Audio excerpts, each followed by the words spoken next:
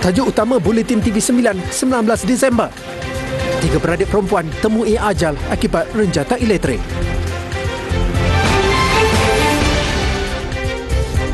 Juga Dewan Rakyat lulus undi percaya kepada Perdana Menteri.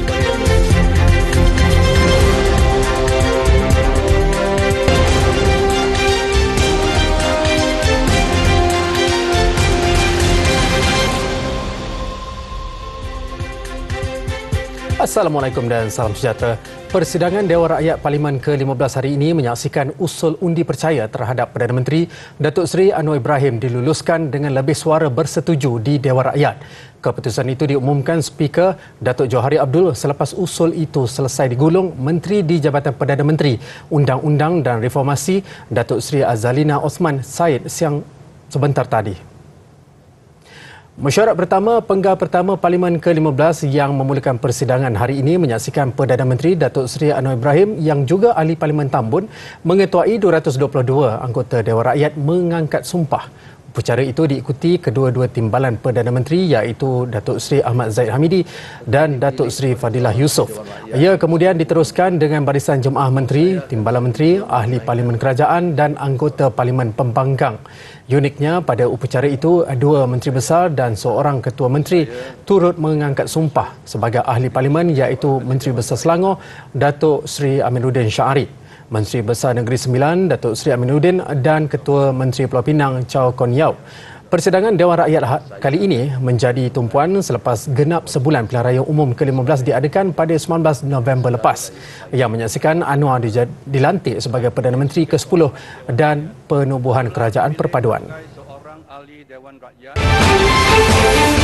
Dalam pada itu, Datuk Johari Abdul dipilih sebagai Speaker Dewan Rakyat yang baharu selepas memperoleh undi sokongan tertinggi dari ahli-ahli Dewan Rakyat. Beliau memperoleh 147 undi berbanding bekas Ahli Parlimen Kangar Tan Sri Muhammad Razi Sheikh Ahmad 74 undi. Timbalan yang dipertua Dewan Rakyat pula diisi oleh Ahli Parlimen Cameron Highlands Ramli Mat Noor dan Ahli Parlimen Lanang dari DAP Alice Lau. Ramli dari Barisan Nasional BN menerima 148 undi, manakala Alice mendapat 146 undi. Jabatan Bomba dan Penyelamat JBPM Selangor menafikan ada memberi kebenaran kepada mana-mana pertubuhan bukan kerajaan NGO atau sukarelawan memasuki tapak bencana tanah runtuh Fathers Organic Farm Batang Kali bagi membantu pencarian mangsa runtuhan. Ia selaras dengan arahan yang ditetapkan oleh Majlis Keselamatan Negara MKN 20, hanya anggota dan agensi penyelamat terlatih sahaja dibenarkan di kawasan zon merah. Kenyataan itu dikeluarkan susulan tular beberapa gambar menunjukkan terdapat kehadiran anggota NGO di tapak runtuhan. Terdapat laporan bahawa mereka mendapat kebenaran sejak hari pertama SAR diaktifkan. 5 agensi yang disahkan mendapat kebenaran adalah JBPM, Polis Diraja Malaysia PDRM, Angkatan Tentera Malaysia ATM, Pasukan Mencari dan Menyelamat Khas Malaysia SMART dan Angkatan Pertahanan Awam Malaysia APM. 3 pekerja kontrak maut ketika melakukan kerja pemasakan kabel telekomunikasi bawah tanah di Taman Sains Selangor 2 Cyberjaya petang tadi. Pengarah Jabatan Bomba dan Penyelamat JBPM Selangor, Datuk Nur Azam Khamis berkata pihaknya menerima panggilan kira-kira jam 3.17 petang. Atas maklumat itu, pasukannya seramai 8 anggota serta 2 jentera dari Balai Bomba dan Penyelamat BBP Cyberjaya tiba ke lokasi kejadian. Laporan awal mendapati 3 lelaki pekerja kontrak pemasangan kabel telekom warga Indonesia telah pengsan di dalam lubang pembentung pada kedalaman 5 meter. Pihak bomba berjaya membawa keluar ketiga-tiga mangsa namun telah disahkan meninggal dunia oleh pihak Kementerian Kesihatan KKM.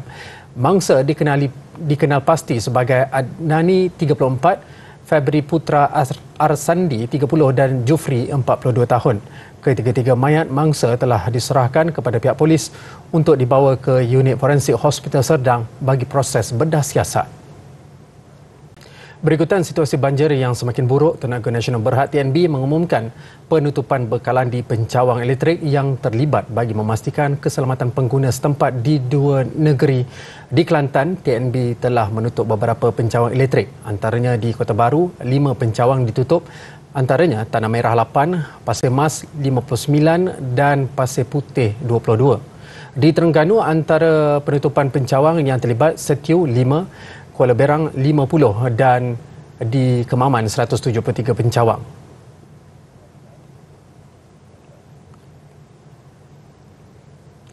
Seorang bayi lelaki berusia setahun 3 bulan menjadi korban pertama bencana banjir di Kelantan. Bayi itu ditemukan lemas di Kampung Gua Tok Deh, Rantau Panjang tengah hari tadi. Ketua Balai Bomba dan Penyelamat Rantau Panjang, Syapawi Stapa berkata, mangsa dikatakan bermain di anjung rumah bersama kakaknya sebelum dilaporkan terjatuh. Ketika kejadian, mangsa terjatuh tidak disedari oleh kakaknya. Nenek mangsa menyedari cucunya tiada kemudian bertindak mencari di seluruh rumah. Ujar Syapawi, pihak bomba menerima panggilan berhubung kejadian itu jam 1 tengah hari dan menghantar jentera ke lokasi kejadian.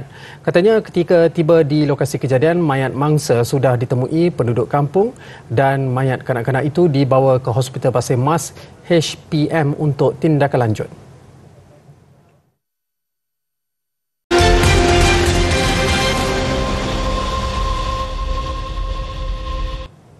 Kembali bersua.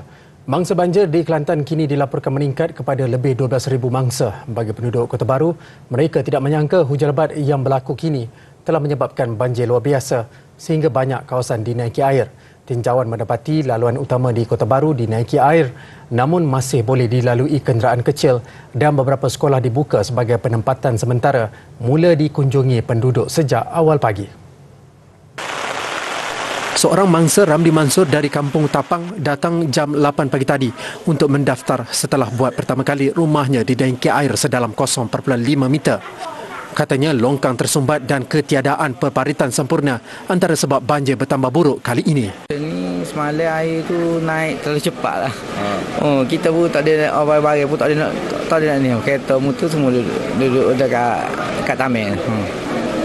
Jadi air naik berapa tinggi? Air tinggi tu ada dalam 1 meter. 1 meter. Dekat lutut dah atas rumah. Tapi atas jalan raya dekat pinggir. Atas jalan. Pukul berapa datang sini? Saya pukul 8, pukul 9. Sebab paling awal lah. Air naik tak jangka lah air naik. Sebab kalau je lebat kot tak ada naik dalam rumah. Tahun ni naik parah atas rumah tu parah lutut, luar rumah parah pinggir. Di air itu meningkat secara mendadak lah. Jadi terlalu pantas masuk dalam rumah tu. Berapa tinggi sekarang air? Dalam 1 meter.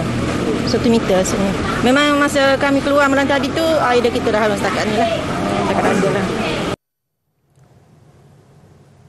Hospital Tengku Anis HTA di Pasir Putih dinaiki air ekoran hujan lebat berterusan sejak semalam. Antara yang terjejas, pekarangan hospital, unit kecemasan, bahagian farmasi serta wad pesakit.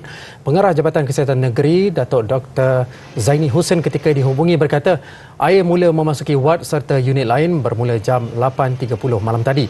Justru pihaknya sedang memantau jika ada pesakit yang mungkin dipindahkan ke hospital lain. Sekiranya masih terdapat pesakit yang datang ke hospital berkenaan, pihaknya akan cuba mengalihkan ke hospital lain, terutama ke Hospital Universiti Sains Malaysia di Kubang Gerian. Namun tidak akan menolak jika ada kes kecemasan.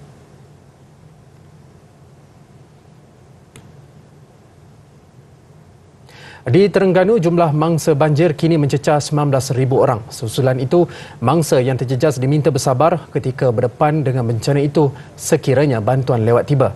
Menurut Ketua Polis Terengganu, Datuk Rohaimi Mat Isa, agensi penyelamat juga berdepan tugas sukar untuk ke lokasi yang terputus hubungan berikutan arus deras. Cuaca buruk dengan hujan lebat berterusan turut menyukarkan misi menyelamat untuk memindahkan mangsa ke Pusat Pemindahan Sementara PPS.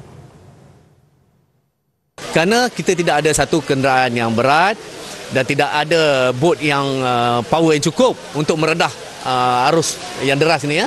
Jadi lagi satu local knowledge, kerana setengah tempat itu ada tempat baru yang tidak ada persediaan awal dari pihak kita, tidak menjangka sebelum ni ya. Jadi kerana itulah kita harap mereka dapat bersabar. Jelasnya agensi penyelamat kini memberi 200% komitmen membantu mangsa banjir.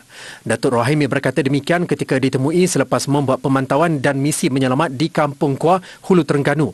Sementara itu dilaporkan 3 buah PPS di daerah Hulu Terengganu turut digenangi air dan terputus hubungan antaranya PPS Pengkalan Ajal, Lubuk Periuk dan Peneh. Mereka selamat, cuma masalahnya kawasan masak tu yang di bawah tu tenggelam bawah, dia 2 tingkat.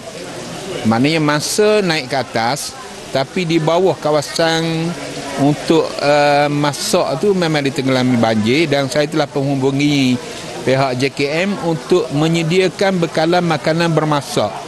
Cuma satu masalah lagi, nak pergi tu. Sekarang ini sedang dipikirkan oleh pihak PDRM bagaimana nak bawa bekalan makanan ke sana. Ketika di lokasi, beberapa PPS turut terputus bekalan elektrik. Habis barang-barang dalam rumah. Dah masuk air kata kat pinggang dah. Lepas tu nak khabar apa lagi? Sada kata kau.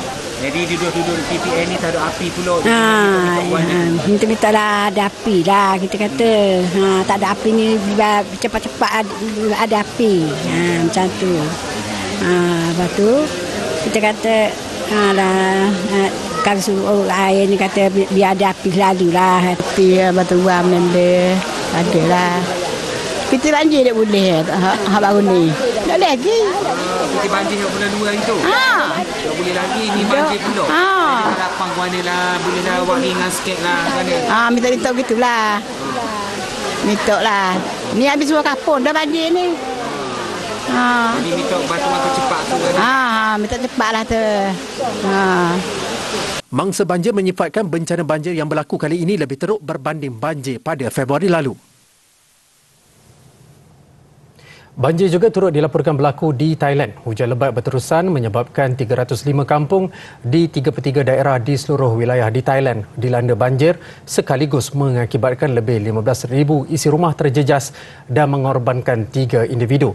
Jabatan Pencegahan dan Mitigasi Bencana DDPM dalam satu kenyataan menyiarkan 8 wilayah itu ialah Nakhon Si Thammarat, Patalong, Yala, Songkhla, Narathiwat dan Pattani di selatan Thailand serta Amnat Charoen, Timur Laut dan Chanthaburi Timur. Komander Ranger Regimen ke-45, Colonel Tawirat bin Jatikul berkata, 3 maut manakala 2 terselamat apabila sebuah kenderaan dihanyutkan arus deras yang melanda Narathiwat. Pasukan penyelamat berjaya menyelamatkan 2 mangsa, iaitu seorang lelaki dan anak lelakinya berusia 14 tahun. Manakala 3 mangsa lagi dibawa ke hospital dan disahkan meninggal dunia.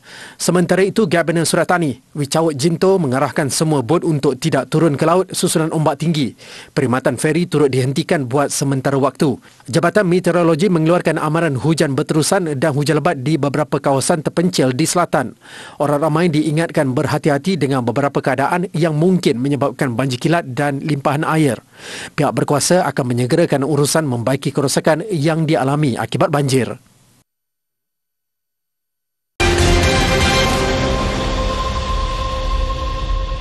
Laporan antarabangsa, sebuah kapal jenis korvet atau kapal perang kecil HTMS karam dalam laut bergelora di Teluk Thailand. Usaha menyelamatkan individu yang terlibat sedang giat dijalankan. Setakat ini 73 daripada 106 anak kapal berjaya ditemui manakala 33 masih hilang. 3 kapal tentera laut dan 2 helikopter dikerah untuk mencari mangsa berhampiran wilayah Prachop Kirikan di selatan Bangkok. Selepas enjin kapal itu mengalami kerosakan sebelum karam pada kedudukan 20 batu nautika dari pesisir pantai tengah malam tadi. Pihak tentera laut turut memuat naik gambar dan video di akaun Twitter yang menunjukkan sekumpulan anggota yang memakai jaket penyelamat berwarna oranye dalam bot angin berwarna hitam bergerak dalam gelap dengan laut bergelora. Tentera Laut Diraja Thai menghantar pesawat Dornier dan helikopter Seahawk dengan mesin pam bergerak untuk cuba membantu kapal berkenaan tetapi gagal kerana angin kencang.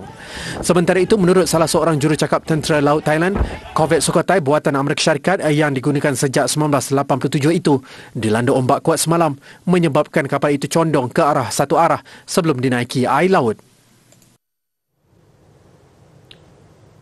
Ibu negara Ukraine menjadi sasaran serangan drone awal pagi tadi, 3 hari selepas serangan terbesar Rusia ke atas Kiev. Pentadbiran Bandar Kiev berkata lebih 20 drone buatan Iran dikesan di ruang udara ibu negara dan sekurang-kurangnya 15 ditembak jatuh. Gabenor Kiev Oleksiy Kuleba berkata, Beberapa kemudahan infrastruktur rosak termasuk tempat kediaman dan sekurang-kurangnya 2 orang cedera. Tentera Udara Ukraine berkata mereka berjaya memusnahkan 30 daripada sekurang-kurangnya 35 drone yang dilancarkan Rusia ke seluruh negara dari sebelah timur Laut Azov. Tiada kemalangan jiwa dilaporkan dan perkhidmatan kecemasan sedang dikerahkan ke kawasan itu. Jumaat lalu, ibu negara Ukraine disasarkan dalam serangan besar-besaran oleh Rusia. Puluhan peluru berpandu dilancarkan di seluruh negara, mencetuskan gangguan bekalan elektrik yang meluas. Seorang artis kelahiran Filipina tampil kreatif apabila menghasilkan karya lukisan menggunakan darahnya sendiri. Menurut laporan South China Morning Post, Eleto Sirka, 52 tahun, memilih untuk menggunakan darahnya sendiri dalam menghasilkan lukisan terhebatnya pada sebuah kanvas. Sirka dilahirkan dalam keluarga berpendapatan rendah dengan akses bekalan sekolah dan bahan seni yang terhad. Dia cuba meneroka menggunakan cara yang berbeza, termasuk menghasilkan lukisan menggunakan buah mangga dan tomato. Bagaimanapun, keinginan mencari kelainan mendorongnya untuk menggunakan darah. Lazimnya, 500 mm darah disimpan dalam peti sejuk di studionya untuk projek lukisannya. Bagaimanapun, karyanya itu sering menerima pelbagai pujian maupun kritikan kerana pilihan mediumnya yang luar biasa. Sirka menyelesaikan projek yang lebih bercita-cita tinggi, iaitu lukisan darah terbesar pada tahun hadapan dengan menggunakan 100 kanvas dalam usaha mencipta rekod dunia.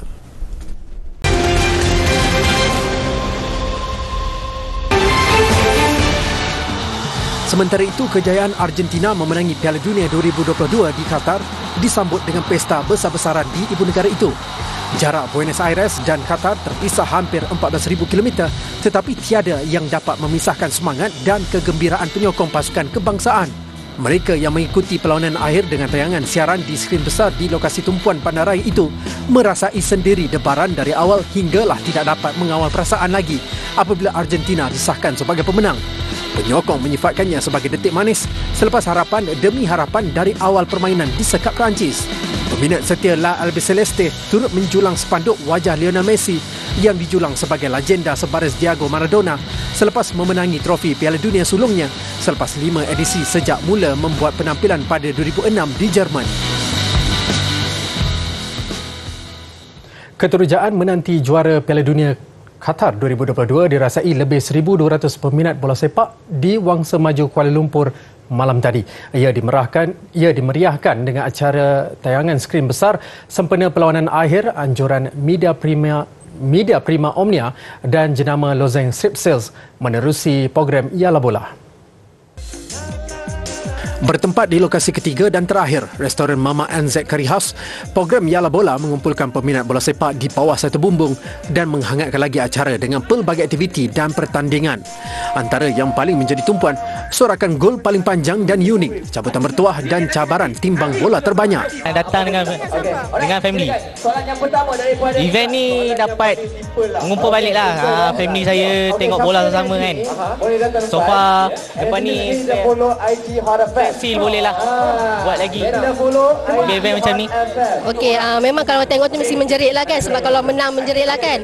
Tapi tak apa, kalau menjerit pun ada strepsil lah. Kalau kita batuk ke apa kan, macam tersedak ke apa, strepsil lah saya pakai. Bukan sekadar menyokong pasukan kegemaran, menonton bola sepak di kedai makan juga boleh merapatkan silaturahim di antara keluarga darakan. Bila ada Piala Dunia macam ni, kawan-kawan yang kita yang jauh, yang jarang berjumpa, kita borak dalam grup WhatsApp, kita akan berjumpa satu tempat. Contohnya seperti dekat NZ Curry House ni, kita akan tengok bola bersama. Yang jarang jumpa, yang ada anak bini semua, dia tinggal anak bini dia, kita akan tengok bola bersama walaupun kawan tu dah lama tak jumpa. Keasyikan menonton perlawanan akhir sehingga ke penentuan penalti menyaksikan kedai mamak ibarat stadium bola sepak yang dipenuhi dengan sorakan ketika pemain berjaya menjaringkan gol. Program turut dimeriahkan dengan kehadiran selebriti tempatan dan bekas pemain bola sepak kebangsaan Syahrum Kalam. Terus ikuti kami di Twitter, Facebook dan YouTube Bulletin TV 9 bagi mengetahui perkembangan terkini. Orang ramai dinasihatkan supaya berwaspada dan peka terhadap keadaan di sekeliling berikutan keadaan banjir yang semakin memburuk. Sebelum berpisah, saksikan visual kompilasi banjir di beberapa buah negeri di Pantai Timur. Saya Zahri Zafri Aziz Desa, bertemu lagi esok jam 7 malam. Assalamualaikum dan salam hormat.